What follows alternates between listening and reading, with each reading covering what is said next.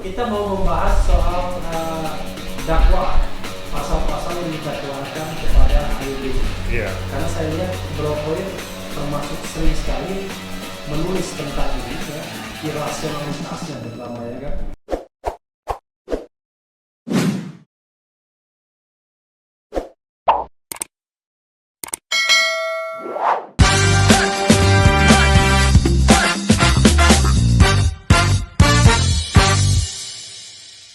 Assalamualaikum warahmatullahi wabarakatuh, sobat RH sekalian.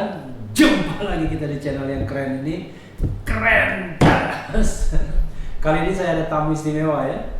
Ini orang jemput kita dari Lahat, ya, Sumatera Selatan, sama dengan saya. Dan kebetulan sama juga menjadi ahli di persidangan Habib Rizik, baik dalam kasus Megamendung Petamburan maupun Rumah Sakit Umi. Beliau juga sebenarnya pengajar di Universitas Krishna Dwipayana. Beliau adalah Abdul Khair Ramadan. Assalamualaikum warahmatullahi wabarakatuh. Waalaikumsalam warahmatullahi Bro Khair. wabarakatuh. Apa kabar? Sehat, Bang Rafi? Sehat. Abdul Khair Ramadan. Biasa Dipanggil bisa Abdul, bisa Khair, bisa Ramadan. Oke, Bro Khair aja, ya. Apa Ya, Khair? Khair. Khair Jadi, baik artinya, kan? Abdul itu hamba khair baik, Ramadan bulan yang penuh Luar keagungan. biasa, ya. Hamba yang Itu baik yang doa. lahir di bulan Ramadan. Doa orang tua.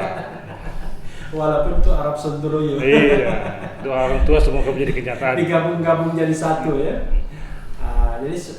Jadi Bro Khair, ya, kita mau membahas soal dakwah, pasal-pasal yang didakwakan kepada Habib Rizik. Iya. Karena saya lihat Bro Khair termasuk sering sekali menulis tentang ini, ya, irasionalitasnya terutama, ya kan.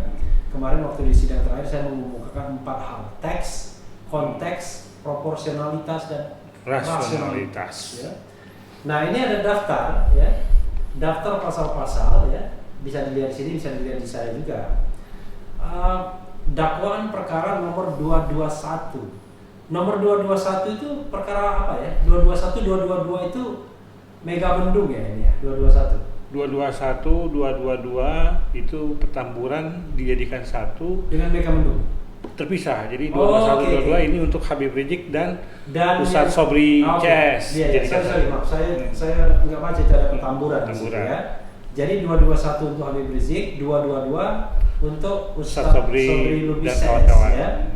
Nah, pasal yang dikenakan adalah pasal 160 KUHP, junto pasal 93 Undang-Undang Nomor 6 Tahun 2018 tentang kekarantinaan kesehatan, junto pasal 55 ayat 1 ke 1 KUHP, ini biasa, ya, sebenarnya. Iya. Kemudian itu yang dakwaan pertama. Kedua, pasal 216 ayat 1 KUHP, junto pasal 55 ayat 1 ke 1 KUHP. Atau ketiga, pasal 93 Undang-Undang Nomor 6 Tahun 2018 tentang kekarantinaan kesehatan, junto pasal 55 ayat 1 ke 1 KUHP. Atau keempat, luar biasa, Panjang ini, ya. panjang. Panjang ini barangnya. Pasal 14 ayat 1 Undang-Undang Nomor 4 Tahun 1984 tentang wabah penyakit menular, junto pasal 55 ayat 1 ke 1 KUHP. Jadi junto 55 ayat 1 ke 1 KUHP selalu ini, ya. selalu. Ya, Pak. Dan kelima, pasal 82A ayat 1 junto pasal 59 ayat 3 huruf C dan D Undang-Undang Nomor 16 Tahun 2017 tentang penetapan Perpu Nomor 2 Tahun 2017 tentang perubahan atas Undang-Undang Nomor 17 2013 tentang Ormas, ya.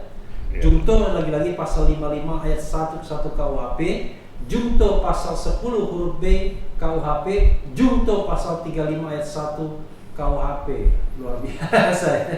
Jadi untuk kasus Petamburan ini dirangkap, ya. Jadi ada berapa? 5 lapis, ya. 5 lapis 5 lapis. dialternatifkan dan dikumulatifkan dengan Undang-Undang Ormas. Oke, jadi dan kita tahu untuk Petamburan ini dituntut 2 tahun Betul.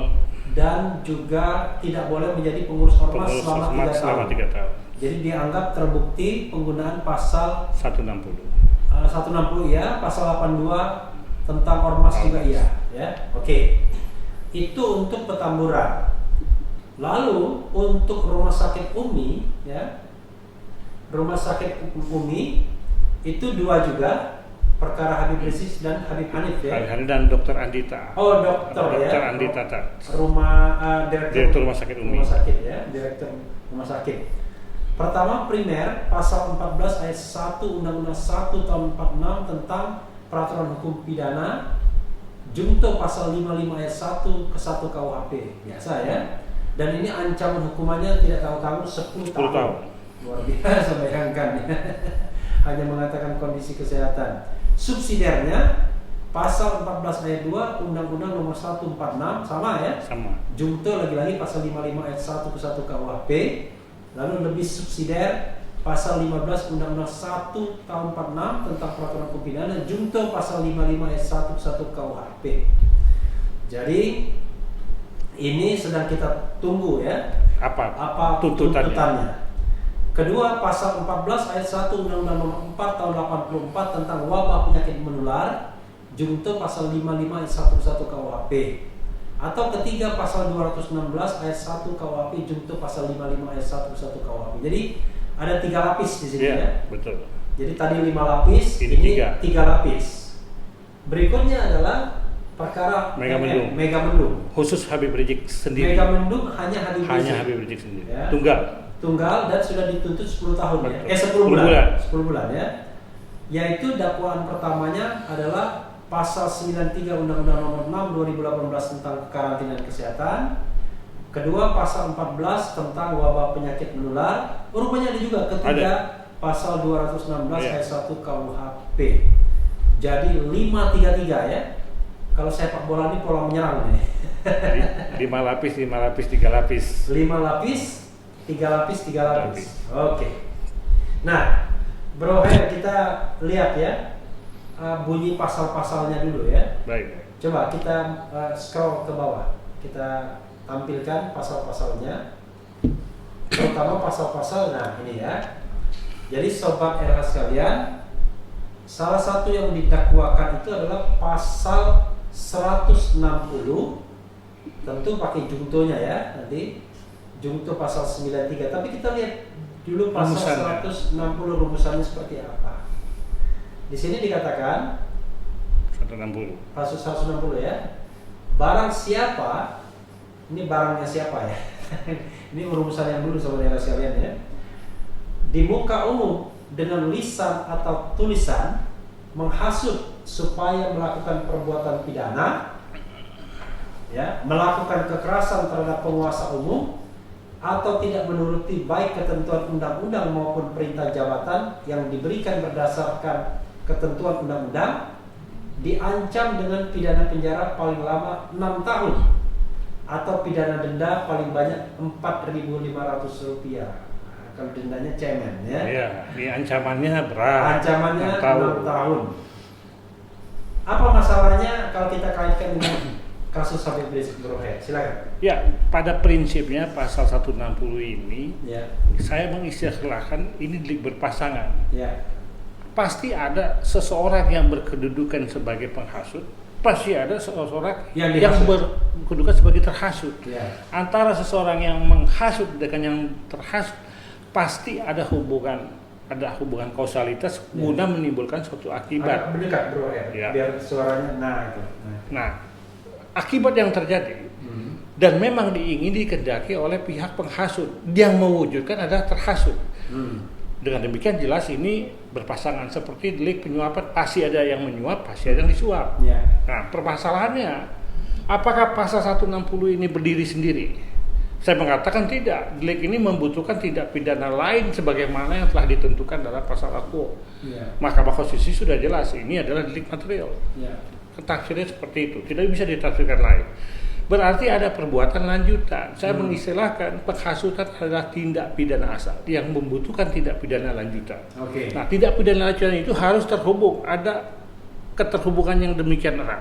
Ya. Nah, kalau kita kembalikan ke undang-undang kesehatan, wabah penyakit menular, di mana letak keterhubungannya itu? Di sisi lain, protokol kesehatan PSBB itu tidak tercantum dalam undang-undang yang dimaksud merupakan sebagai suatu larangan yang bersifat pemidanaan tidak ada. Kalau dikaitkan ke pasal 93 Undang-Undang Karantina Kesehatan, dikaitkan ke pasal 14 Undang-Undang Wabah Penyakit Menular, itu tidak ada pengertian tentang adanya norma larangan yang berujung pemidanaan dalam hal pelanggaran protokol kesehatan maupun PSBB. Itu masalahnya, sehingga di mana letak relevansi penghasutan untuk menimbulkan suatu akibat. Akibat di sini menurut perspektif Undang-Undang Kekarantinaan Kesehatan pasal 93 ada timbul kedaruratan kesehatan masyarakat. Kalau kita kembalikan ke normanya, kedaruratan kesehatan masyarakat itu udah ada akibat. Akibat yang nyata.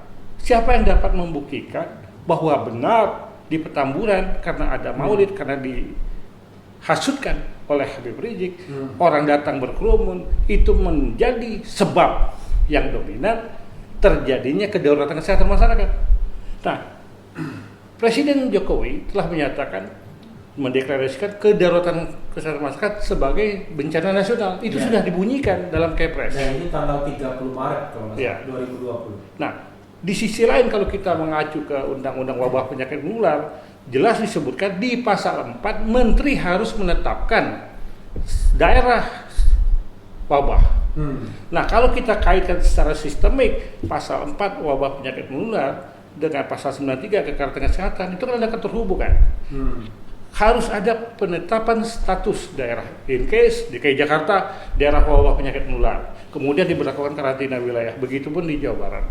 Sehingga kalau ada satu orang atau beberapa orang yang melakukan tindakan menghalang-halangi upaya penyelenggaraan penanggulangan wabah, baru unsur delik itu terpenuhi. Ini sobat RSL sudah mulai pusing ya Mas. Saya aja pusing. Memang tidak mudah, tapi kita permudah ya. Cara permudahnya adalah begini sobat RSL ya. Di sini Habib Rizik itu diancam dengan pasal penghasutan, bahwa dia menghasut untuk melakukan tindak pidana. Nah, maksud Broher adalah harus ada orang yang terhasut. Orang yang terhasut itu melakukan tindak pidana. Jadi itu tidak berdiri sendiri. Harus ada tindak pidana lain yang dilakukan. Betul. Nah, sepanjang ini menurut hakim, tindak pidana yang dilakukan itu adalah melanggar protokol kesehatan. Ya, tetapi coba kita lihat pasal 93-nya. Coba kita lanjut pasal 93-nya. Ya kan? Nah, pasal 93 ini kita bacakan, nanti kita bahas. Setiap orang yang tidak mematuhi penyelenggaraan kekarantinaan kesehatan sebagaimana dimaksud dalam pasal 9 ayat 1 dan atau menghalang-halangi penyelenggaraan kekarantinaan kesehatan sehingga menyebabkan kedaruratan kesehatan masyarakat dipidana dengan pidana penjara paling lama 1 tahun dan atau pidana denda paling banyak 100 juta rupiah. Apa masalahnya di sini? Ya, masalahnya di sini pasal 93 ini apakah wet delik atau res delik? Apakah ini malah probihita atau malah insi persi? Kalau penafsirannya pemerintah dalam hal ini, gubernur telah mengeluarkan pergub. Dengan pergub dikenakan terhadap Tapi sebelumnya untuk sobat era sekalian, malah prohibita itu tindak pidana yang menjadi tindak pidana itu karena dilarang, karena ada undang-undang atau aturan yang melarangnya. Kalau malah inse dari awalnya udah kejahatan. Memang sudah sebuah kejahatan seperti pencurian, perampokan dan lain sebagainya. Silakan. Ya. Nah, karena itu regulasi pergub kemudian menjadi dasar pengenaan pembayaran denda administratif. Pembayaran denda administratif tentu dimaksudkan bukan kejahatan, pelanggaran. Nah, kalau pelanggaran berarti tidak mematuhi penyelenggaraan kekarantinaan kesehatan, itu sudah selesai.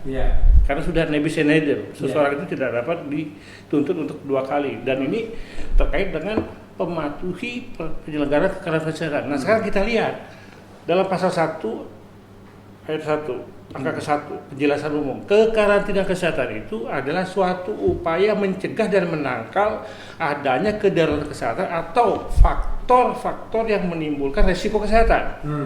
Berarti di sini kalau kita bicara penanggulangan dalam hal pencegahan dan penangkalan, itu yang dimaksudkan adalah karantina wilayah, bukan PSBB. Iya. Bukan PSBB. Bukan PSBB sepanjang. Kalau PSBB itu pendidikan sejarah perjuangan bangsa. PSBB. Kalau logikanya kan begini Bang Refli. Iya. Kalau ditetapkan karantina wilayah, sudah pasti barang ini PSBB masuk. Iya. Tapi kalau ditetapkan PSBB, belum tentu karantina wilayah itu diselenggarakan. Kan seperti itu. Kalau ini kita tafsirkan adalah sebagai upaya sekaligus pencegahan dan penangkalan, cegah tangkal, berarti kekarantinaan yang dimasukkan di sini adalah karantina di pintu masuk wilayah negara, baik di pintu masuk udara, darat, laut, atau yang semacam dengan itu dilakukan karantina, termasuk karantina wilayah, sehingga berlakulah kegiatan penanggulangan yang dimaksudkan oleh pasal 9 terkait dengan ini. Kalau kita baca secara utuh rumusan pasal-pasal dalam undang-undang kekarantinaan kesehatan, sebenarnya pasal 93 ini dimaksudkan adanya suatu tindakan perbuatan yang menghalang-halangi terhadap penyelenggaraan kesehatan di pintu masuk negara yang 3 tadi, termasuk karantina wilayah. Dan ini termasuk juga karantina rumah ya, kalau misalnya ada rumah misalnya. Dan ini ditujukan kepada moda transportasi, apakah itu darat, laut, udara. Begitu banyak, catatan saya itu lebih 20 pasal yang menjelaskan tentang moda transportasi dalam kaitan untuk mematuhi penyelenggaraan kekarantinaan kesehatan. Jadi tidak berdiri sendiri yang namanya PSBB itu. Nah, kalau kita kaitkan ke pasal 14 ayat 1 Undang-Undang Wabah Penyakit Menular. Nanti dulu itu. Nah, biar sobat era juga paham ya kan. Terlalu cepat apa ya? Bukan terlalu cepat karena makin complicated ya. Saya ingin mempermudah ya. Jadi intinya adalah kalau kita kaitkan dari penghasutan, ya kan, jaksa penuntut umum mengatakan menghasut untuk melakukan ini, untuk melakukan pelanggaran ini. Pertanyaan saya adalah di dalam pasal 160 itu yang dilakukan itu malah insi atau malah improbabilitas atau dua-duanya bisa? Tidak bisa kalau pendekatannya terhadap denda administratif. Jelas ini adalah malah probabilitas. Nah, maksud saya pasal 160 menghasut tidak kejahatan. Kejahatan ya, aslinya ya, bukan pelanggaran. Berarti pertemuan antara 160 dengan 93 ini di mana korelasinya? Satu menghasut kejahatan, ternyata yang dihasut itu ternyata melakukan pelanggaran. Nah, itu maksud saya sobat era sekalian, tidak connect-nya itu. Tidak ketemu. Nah, apalagi ada lagi yang menjadi masalah adalah pelanggaran ini cuma diancam hukuman 1 tahun, tapi tindakan penghasutan 6 tahun. Jadi 6 tahun. Masa iya lebih besar yang tidak pidana asalnya? Gitu. Jadi nggak masuk akalnya ya. Jadi kalau kita menghasut orang untuk melakukan makar, wajar kalau ancaman hukumannya 6 tahun. Atau katakanlah tuntutannya menjadi 2 tahun, karena makar sendiri barangkali sampai 10 sampai 20 tahun atau bahkan hukuman seumur hidup. Nah, tetapi yang jadi masalah adalah ini dianggap menghasut untuk melakukan pelanggaran. Itu saja sudah tidak connect. Seperti tadi saya katakan bahwa delik hasutan ini dia tidak berdiri sendiri, membutuhkan tindak pidana lanjutan. Tindak pidana lanjutan dalam kasus ini yang dimaksudkan kan seperti 93. 93 ini tindak lanjutannya sampai 1 tahun. Nah, tindak pidana asalnya 6 tahun ini kan nggak masuk akal. Kemudian siapa yang menjadi pihak terhasut untuk tidak mematuhi penyelenggaraan kesehatan? Tidak ada Bang Refli fakta itu. Jadi artinya kalau misalnya kita pakai garis lurus, yang menghasut itu diancam lebih besar dibandingkan pelakunya. Padahal harusnya pelakunya kan. Di sisi lain tidak ada orang yang terhasut. Tidak ada bisa dibuktikan bahwa ada orang yang terhasut. Tidak ada. Yang disidangkan sehingga pasal 160 bisa dipakai. Apalagi pasal 160 putusan MK mengatakan ini sudah materi. Jadi harus bisa dibuktikan kausalitasnya, bukan formil ya, bukan asal sudah melakukan dampaknya nggak penting dan lain sebagainya. Tapi ini harus ada garis lurus. Ada perbuatan menghasut, ada yang dihasut melakukan tindak pidana malah inse, barulah kena. Mudah-mudahan sobat era paham nih. Dan fakta menunjukkan di persidangan jaksa tidak mampu membuktikan hubungan sebab akibat itu, kausalitas itu, dan memang tidak ada pihak yang terhasut. Iya. Seharusnya kalau memang fair dimunculkan pada tahap penyidikan, dia ditersangkakan, kemudian didakwa sehingga berpasangannya itu ada. Iya. Nah, ini tidak ada. Ini kalau di perdata ini kurang pihak ini. Kurang pihak ya. Oke.